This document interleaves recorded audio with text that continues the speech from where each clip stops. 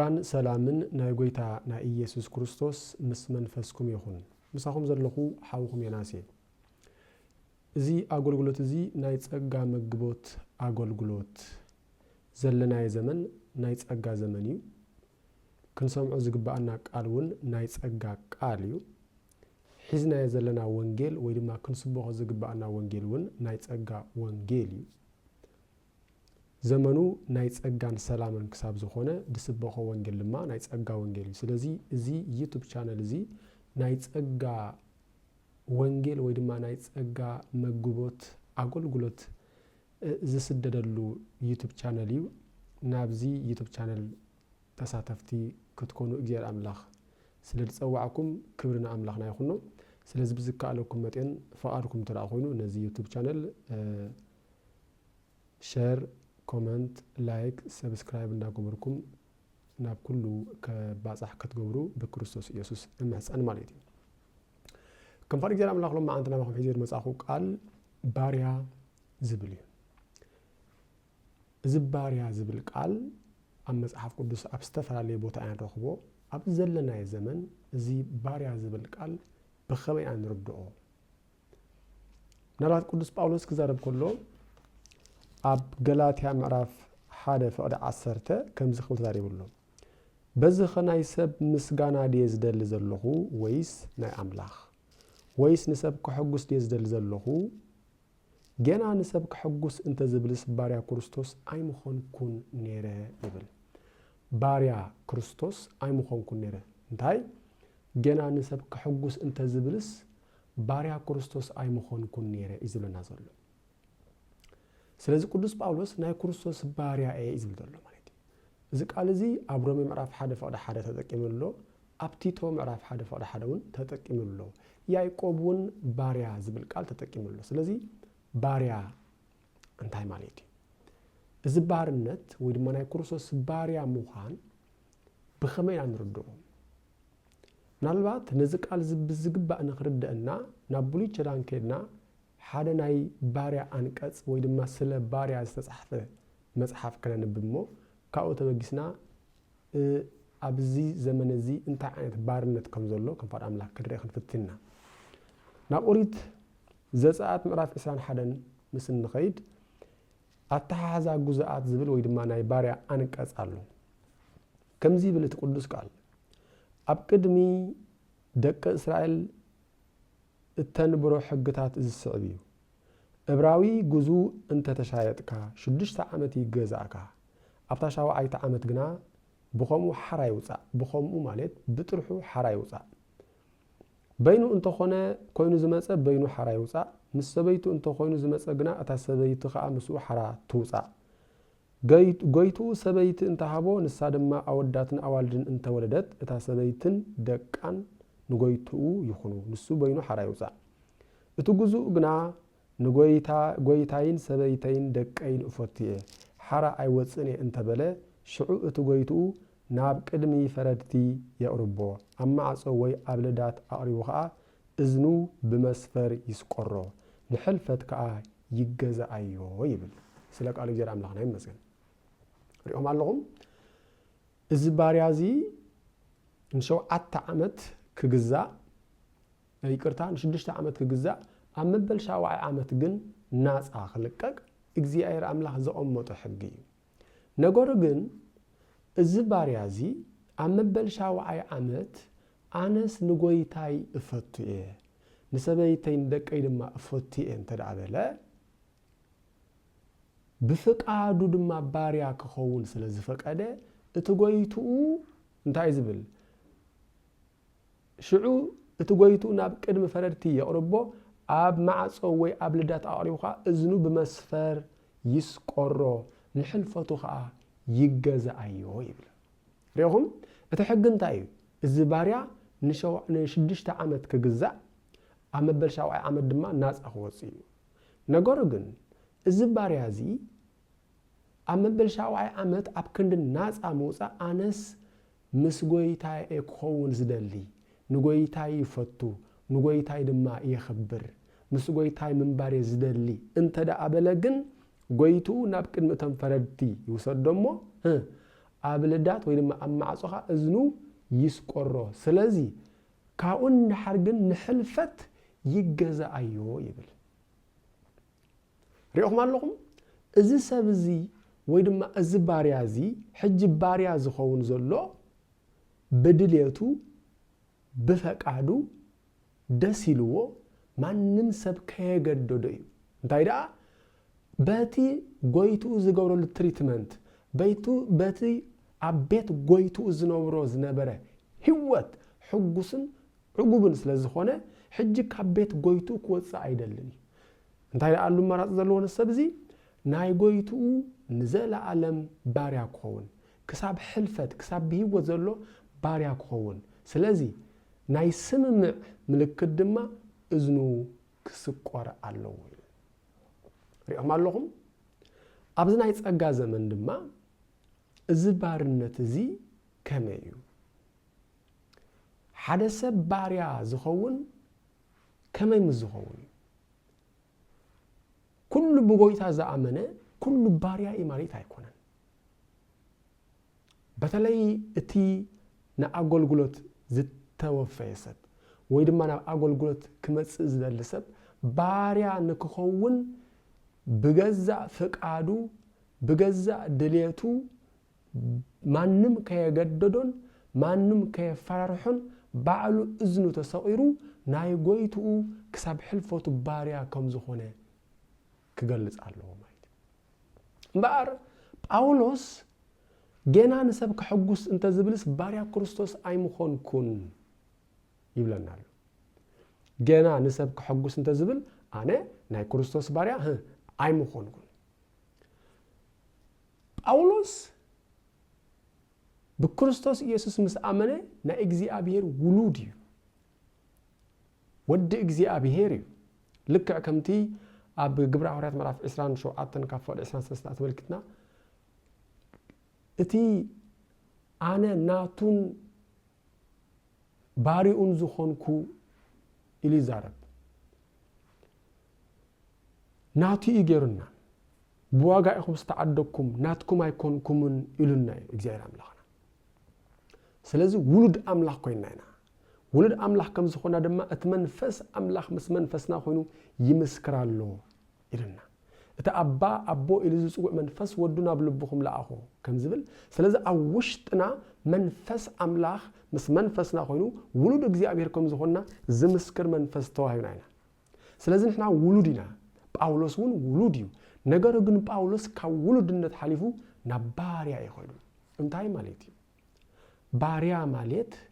ቅዱስ ጳውሎስ ኣነ ናይ ክርስቶስ ባርያ ይኸብል ከሎ ብናይ ክርስቶስ ፍቅሪ ዝተማረኸ ብናይ ክርስቶስ ፍቅሪ ዝተቋማጠዐ ብናይ ክርስቶስ ፍቅሪ ድማ ዝተቃጸለ ምእንቲ ክርስቶስ ኣብ ኩሉን ክኸውን ኣብ ኩሉ ክኸውን ፍቃደኛ ብምባል ማንም ሰብ ከየፈራርሖ ብክናይ ክርስቶስ ፍቅሪ ተቃጺሉ ብገዛእ ፍቃዱ ባርያ ዝኾነ ብገዛእ ፍቃዱ እዝኑ ዝተሰቆረ ጳውሎስ ማለት እዩ ልክዕ ከምቲ ኣብ ካልኣይ ቆሮንቶስ ምዕራፍ 5:14 እቲ ኣብ ውሽጥና ዘሎ ፍቅሪ ክርስቶስ ደረኸና እምበር ከም ዝበለ ኣብ ውሽጡ ናይ ክርስቶስ ፍቅሪ ንኣብነት ገላትያ እንተ ደኣ ኸይድና እውን እኳ ሓደ ቅዱስ ቃል ኣሎ ጳውሎስ ክዛረብ ከሎ ከምዚ ዝብል ገላትያ ምዕራፍ 6 ከፍቅዲ እሺ እንታይ ዝብል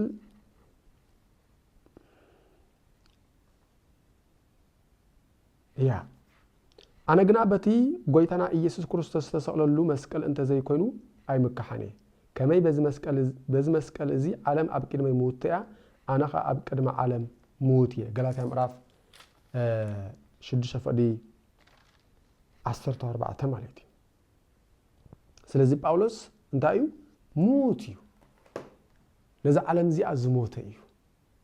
ስለዚህ ናይ ክርስቶስ ኮይኑ ማለት እዩ ንክርስቶስ ብገዛእ ፈቃዱ ባርያ ኮይኑ ማለት እዩ ስለዚህ ባር ሓደ ሰብ ንእግዚአብሔር ውሉድ ንኣገልግሎት ግን ባርያ እዩ ምስ ኣመነ ንእግዚአብሔር ውሉድ ዝኸውን እዚ ኩሉ ሰብ ዝረኽቦ እዩ ንእግዚአብሔር ውሉድ ንኣገልግሎት ግን ባርያ እዩ ኣገልጋል ንኽትከውን ናትካ ፍቃድ ይድሊ ልክዕ ከምቲ ኣብ ዘጸአት ምዕራፍ 21 ዘዳግም ምዕራፍ 15 ዘንበብናዮ ልክዕ እቲ ባርያ ባዕሉ እዝኑ ከም ተሰቆረ ንእግዚአብሔር ውሉድ ኢኻ ንኣገልግሎት ግን ባርያ ኢኻ ባርያ ድማ እዝንኻ ብገዛእ ፈቃድካ ክስቆር ኣለካ ናትካ ይኮንካን ኩሉ ነገራትካ እትገብሮ ንጎይታ ንኢየሱስ ክርስቶስ ኢልካ ኢኻ ነዚ እኮ ኣብ ግብረ ሐዋርያት ስለ ጳውሎስ ከነንብብ ከለና ግብረ ሐዋርያት ምዕራፍ 21 ኣጋቦስ ሓደ ነቢይ ተንሲኡ ንጳውሎስ ሓደ ነገር ኢልዎ ነይሩ ሓቀይ እዚ ኣጋቦስ ዝበሃል ሰብኣይ ናይ ጳውሎስ ዕጣቅ ወሲዱ እግሩ ኢዱ ኣሲሩ እንታይ ኢሉ ተነብዩ እንሆ ዋና ናይዛ ዕጣቅ እዚኣ ኣብ ኢየሩሳሌም አይሁድ ሒዞም ንኣሕዛብ ከም ዝህቦ መንፈስ ቅዱስ ይዛረብ ኣሎ ኢሉ ምስተነበየ እዚ ኣጋቦስ እቶም ምስ ዝነበሩ ሰባት ሉቃስ ከጽፈልና ከሎ እንታይ ኢሉ እዚ ምስ ሰማዕና ንሕናን እቶም ደቂ እታ ዓደን ኮይና ናብ ኢየሩሳሌም ከይድይብ ንጳውሎስ ለመናዮ ሽዑ ጳውሎስ ንምንታይ ከምዚ ትገብሩ ስለምንታይ ከትበኽዩ ንምንታይ ከልበይ ትሰብሩኒ ኣለኹም ኣነ ምእንቲ ስም ጎይታና ኢየሱስ ኣብ ኢየሩሳሌም ንማእሰርቲ ጥራይ ዘይኮነስ ንሙማት እውን ድሉው እየ ኢሉ መለሰ ምስማዕ ምስ ኣበኻ ፍቃድ ጎይታ ይኹን ኢልና ሃዳኣና ይብል እዚ ማን ነው ግብረ ሐዋርያት ምዕራፍ 21 ካብ ፈቅዲ 10 ክሳብ 14 ዘሎ ማለት እዩ ሪኦም ኣለኹም ጳውሎስ እንታይ ኢሎም ምእሳር ኣይኮነን ምእሳር ጥራሕ ዘይኮነሲ ንማእሰርቲ ጥራሕ ዘይኮነስ ንሙማት እውን ድሉው እየ ምክንያቱ ጳውሎስ ናይ ኢየሱስ ክርስቶስ ባርያ እያ ብገዛእ ፈቃዱ ህይወቱ ንክርስቶስ ዝሃበ እዩ ሰብዚ ነዚ እኮ ግብረ ሐዋርያት ምዕራፍ 20 ካብ ፈቅዲ 24 ተመልክትና ኣገልግሎተይ ክሳዕ ዝፍጽም እቲ ጎይታ ኢየሱስ ክርስቶስ ዝሃበኒ ዕዮ ድማ ክሳዕ ዝውድእ ንነፍሰይ ኣይንሓስየላኔ ከም ክብርቲ ገይረ ድማ ኣይሪኣኒ ዝበለ ሪኹም ባርያ ማለት እዚ ማለት ባርያ ማለት እዚ ስለዚ ሪኹም ሓደ ሰብ ኣገልጋሊ ንምዃን ኣብዚ ተበገሰሉ ፍቅሪ ክርስቶስ ክማረኻሉ ብፍቅሪ ክርስቶስ ክቃጸላሉ ብናይ ክርስቶስ ፍቅሪ ዝተቃጸለ ናይ ክርስቶስ ፍቅሪ ብዝግባእ ዘስተማቀረ ብናይ እግዚአብሔር ፍቅሪ ዝትነደደ ብናይ እግዚአብሔር ፍቅሪ ዝተተንከፈ ክኾናሉ ልክ ከምቲ ባርያ ኣብ ዘዳግም ዘሎ ኣነስ ካብ ቤት ጎይታይ ክወፅእ ኣይደልን እየ ስለዚ ንሕልፈት ክጉዝእ ኢሉ ብገዛእ ፈቃዱ እዝኒ ተሰቆረ ኣገልጋሊ ናይዚ ዘመን እዚ ድማ ብገዛእ ፈቃዱ እዝኒ ተሰቂሩ ንኣገልግሎት ዝተበጀወ ንቃል ኣምላኽ ድማ ብዝግባእ ብትኽክል ከፋፊሉ ኣጽኒዑ ንኣመንቲ ዝምግብ ሰብ ክኸውን ይግባእ ማለት እዩ እንታይ ደይ ኮይኑ ፍልጠት ጥራሕ እንተዳ ኮይኑ እዚ ፍልጠት እዚ እንታይ ይኮኒ ቅዱስ ጳውሎስ ክዛረብ ከሎ ኣብ ቀዳማይ ቆሮንቶስ ምዕራፍ 8 ካብ ፈቅዲ 1 ተመልኪትና እንተዳ ተመልኪትና ኣእምሮ ያስተዕብድ ይብል እንሆ ፍልጠት ትዕቢተኛ እዩ ዝገብር ወተፋቆሮ ይሃንጽ ፍቅሪ ግና يهنጽ እዩ ስለዚህ እመቦ ዘይብል ኣእምር ኣዲ ያእመረ ዘይደሉ ወይ ያእምር ካባኻትኩም ገለ ነገር ዝፈልጥ እንተመሰሎና ሓደ ሰብ ነቲ ዝፈልጦ ብዝግባእ ከም ዘይፈለጦ ይረዳእ ወዘሰ ዝያፈቅሮ ለእግዚአብሔር ውእቱ ኣእምር እትና ኣምላኽ ዘፍቅሮ ግን በኣምላኽ ዝተፈለጠ ይብለና ስለዚህ ሪኹም ኣብዚ ኣገልግሎት እዚ ፍልጠት ኣይኮነን ዘድሊ ፍልጠት ኣይኮነን ዘድሊ እንታይ ደኣ ፍቅረ እግዚአብሔርን ፍቅረ ቢጽን ናይ እግዚአብሔር ፍቅሪ ብዝግባእ ምስትምቃር ልክዕ ከምቲ ኣብ ሮሜ ምዕራፍ 5 ፍቅሪ 5 እንታይ በተስተዋሃበና መንፈስ ቅዱስ ድማ ፍቅሪ ኣምላኽ ኣብ ልብና ስለ ዝፈሰሰ ኢሉ ኣብ ልብና ዝፈሰሰ ፍቅሪ ኣምላኽ ብዝግባእ ተረዲእና ኣብ ልብና ዝፈሰሰ ፍቅሪ ኣምላኽ ብዝግባእ ምስ ኣስተማቀርና እዚ ፍቅሪ እዚ ድማ ናብ ካልኦት ሰባት ከነፍስሶ ንኽእል ኢና ማለት እዩ ስለዚ ኣገልግሎት ናብ ኣገልግሎት ክንብገስ ከለና ባርዮት ኮይና ገዛእ ርእስና ነዚ ኣገልግሎት ዝወፈና ሰባት ኢና ክንከውን ዝግባአና እንተዳ ዘይኮይኑ ኣገልግሎት ብፍልጠት ጥራሕ ጥራ ኮይኑ ሞያ እዩ ዝኸውን ኣገልግሎት ብፍቅሪ እግዚአብሔር ጥራ ኮይኑ ድማ እዚ ፍቅሪ እዚ እዩ እሙን ኮይና ክሳዕ ወዳእታ ከም ነገልግል ዝገብረና ስለዚ ባርያ ማለት በገዛ ፍቃዱ ንኸገልግል እዝኑ ዝተሰቆረ ማለት እዩ ስለዚ ነዚ ጳውሎስ ኣነ ናይ ክርስቶስ ባርያ እየ ዝበለ ንክርስቶስ ንጳውሎስ ካብ ክርስቶስ ክፈልዮ ዝኽእል ማንም ሰብ የለን ህይወቱ ንክርስቶስ ኣሕሊፉ ዝሃበ ሰብ ንህይወተይ ኣይናሕሰላነ ከም ክብርቲ ገይረ ድማ ኣይሪኣነ እንታይ ክሳብ ዝገብር ኣገልግሎቱ ክሳዕ ዝፍጽም እቲ ክርስቶስ ዝሃበ ዕዮ ክሳዕ ዝውዱ ከም ክብርቲ ገይሩ ነብሱ እውን ኣይርእን እዚ ሰብ እዚ መን ጳውሎስ እንታይ ስለ ዝኾነ ባርያ ስለ ዝኾነ ባርያ ድማ እንታይ እዩ በገዛእ ፍቃዱ እዝኑ ዝሰቁር ማለት በገዛእ ፍቃዱ ኣብ ትሕቲ ጎይቱ ዝነብር ባርያ ማለት እኮ እንታይ ማለት እዩ ኣብ ትሕቲ ዝኾነ ኣካል ምንባር ማለት እዩ ልዕለኻ ኣሎ ስለዚ ንህይወትካ ይኮንካ ትነብር ባርያ እንተደኣ ኮንካ ናትካ ህይወት ኣይኮንካ ትነብር ነቲ ገዛኢኻ ኢኻ ትነብር ነቲ ጎይታኻ ኢኻ ትነብር ስለዚ ነዚ እኮ ጳውሎስ እመኒ ሃወይነ ወእመኒ ሞትነ ለእግዚአብሔርና እዩ እንተለና ወይ እውን እንተሞትና ንእግዚአብሔርና ናይ እግዚአብሔርና ብህይወት እንተነበርና ንእግዚአብሔር እንተሞትና ድማ ንእግዚአብሔር ዝበለ ስለዚ ባርያ ማለት ንዕኡ ይኮነን ዝነብር ዝነብረሉ ካለ ኣካል ኣሎ ንዕኡ ይኮነን ዝእዘዘሉ ካለ ኣካል ኣሎ ንሓጢአት እውን እኮ ንገብር ትደኣ ኮይና ናይ ሓጢአት ባሮት ኢና ወዘሰ ዘይገብር አለ ሓጢአት ገብራዊ እትላት ኩሉ ዘይገብር አለ ሓጢአት ገብራዊ እትላት እተና ሓጢአት ዝገብር ዘበለ ኩሉ ናይ ሓጢአት ባርያ እዩ ከም ዝበለ ማለት እዩ ስለዚ ባርነት ክንፈላል የለና ናይ መን ባርያ ይኻል ስለዚ ጳውሎስ ናይ ክርስቶስ ባርያ ይኽብል ኮሎ ንክርስቶስ ዝተወፈየ ሰብ ስለ ክርስቶስ ኩሉ ዝኾውንን ኣብ ኩሉ ዝርከብን ማለት እዩ ስለዚ ሓደ ኣገልጋሊ ናይ ክርስቶስ ባርያ እንተደኣ ኮይኑ ነቶም ዘገልግሎም ሰባት ድማ ብፍቕሪ ከገልግሎም ዘሎ ምክንያቱ እቲ ዘገልግሎ እቲ ባርያ ዝኾነሉ ንዕኡ ብፍቕሪ ስለ ዝጓስዮ ንኣብነት እቲ ኣብ ዘፀኣት 21 ዘሎ ኣነስ ጎይታይ ፎቲኤ ሰበይተይ ፎቲኤ ደቀይ ድማ ፎቲኤ ባርያ ክኾነ ኢሉ እዝኑ ምሽ ተሰቂሩ ስለምንታይ እቲ ጎይትኡ ንዕኡ ጽቡቕ ትሪትመንት ስለ ዝገብሮ ስለ ዝከናኸኖ ስለ ዘፍቅሮ ስለዚ ንሕና ድማ ናይ ክርስቶስ ባሮት ተደኣ ኮይና ናትና ጎይታ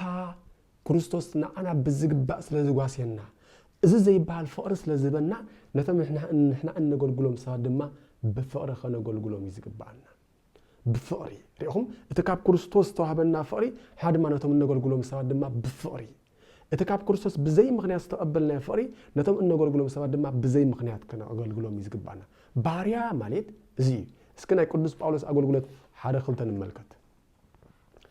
ዝፈትዎ ጥቕሲ ክወስደኩም ተሰሎንቄ ምዕራፍ ቀዳማይ ተሰሎንቄ ምዕራፍ 2 ካብ ፈቅዲ 8 ከምዚ ይብል ካብ ፈቅዲ 7 ክንበልኩም እየ ሐዋርያ ክርስቶስ ብምዃነይ ከነኽብረልኩም ሐዋርያ ክርስቶስ ብምዃንና ከነኽብረልኩም ምኽኣልና ነርና እንተኾነ ከምታ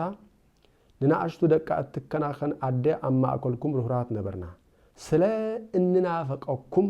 ኣዚና እነፍቅረኩምን ስለ ዝኾንና ገዛእ ህይወትና ድማ እምበር ወንጌል ኣምላኽ ጥራይ ኣይኮናን ከነካፍለኩም እንምነን ስለነበርና ኢላ ስለ እንናፈቀኩም ኣዚና እውን እነፍቅረኩም ስለ ዝኾንናሲ ገዛእ ህይወትና ከዓ እምበር ወንጌል ጥራይ ኣይኮናን ከነካፍለኩም እንምነ ዝነበርና ሪኢኹም ጳውሎስ ነዞም ዘገልግሎም ሰባት ወንጌል ጥራይ ኣይኮነን ዝሰብከሎም ክርስቶስ እውን ቃል የፍቅረኩም የጥራይ ኣይኮነን ኢሉና ንኣብነት ክርስቶስ ንጳውሎስ የፍቅረካ የጥራይ ኣይኮነን ኢልዎ ታይዳ ህይወቱ ይሰቂልሉ ብጸጋ ድማ ይልሕንዎ ስለዚ ጳውሎስ ድማ ነዞም ዘገልግሎም ሰባት ወንጌል ጥራይ ኣይኮነን ዝሰብከሎም ህይወቱ ከይተረፈ ከሕልፈሎም ፍቃደኛ እዩ ንሰብ ቆሮንጦስ ከንታይ ኢልዎም ንሰብ ቆሮንጦስ ድማ እንታይ ከም ዝብሎን መልከት ኣብ ካልኣይ ቆሮንጦስ ምዕራፍ 2 ፈቅዲ 15 ከምዚ ይብል ኣነ ኣብ ክንዳኹም ዘለኒ ኩሉ ህይወተይ ከይተረፈ ኣሕሊፈ ክህብ ሕጉስ እየ ሪኢኹም ኣነ ኣብ ክንዳኹም ኩሉ ህይወተይ ከይተረፈ ኣሕሊፈ ክህብ ሕጉስ እየ ደስ ኢልዎ እዩ ዘገልግል ማለት እዩ ደስ ኢልዎ እዩ ጳውሎስ ህይወቱ ከሕልፍ ንሰብ ቆሮንጦስ ወንጌል ጥራይ ኣይኮነን ዝሰብከሎም ተዳ ህይወቱ ከይተረፈ ኣሕሊፈ ክህቦምን ሕጉስ እዩ ባርያ ክብልኹም እዚ እዩ ባር እዝንኻ ምሽቋር ወይ ድማ እዝንኻ ብመስፈ ምንኳል ማለት ብፍታውካ ባርያ ምዃን ማለት እዩ ሎማዓንቲ ኣብዚ ከኣኽለና እዩ بدقامي بخال فيديو بخال أرستي كسام راخب ጸጋን ሰላምን ናይ ጎይታ ናይ ኢየሱስ ክርስቶስ ምስ መንፈስኩም ይኹን ሰላም